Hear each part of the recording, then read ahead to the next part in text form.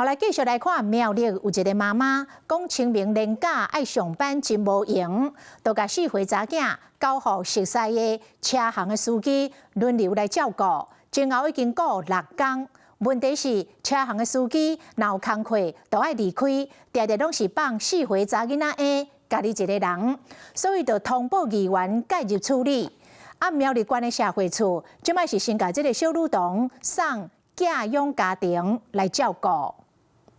查某囡仔坐佇咧車頂食飯完，乖乖呀。伊的媽媽因為無閒照顧，就該帶去予車行的司機輪流照顧伊6天。今天如果女童在外面發生了什麼意外跟不幸，你苗栗縣政府擔得起這個責任嗎？4歲查某囡仔含真儕位無熟悉的車行司機共同生活。根據了解，查某囡仔媽媽就佇咧車行附近上班，因為熟悉朋友是車行的司機，平常時也得請伊到接囡仔上下課。4月初一就將查某囡仔帶到車行請司機顧，直到4月初6都無按時要甲查某囡仔接轉去。司機通報機關請社會局介入處理，不過過程攏聯絡袂到查某囡仔媽媽，就先將查某囡仔帶轉去安置。家屬到目前為止還是不願意來出面來將這個小女童給帶回來。好，那讓人家更憤怒的是，我們苗栗縣政府到目前為止也沒有任何積極的作為。哈，面對機關這期社會處解說，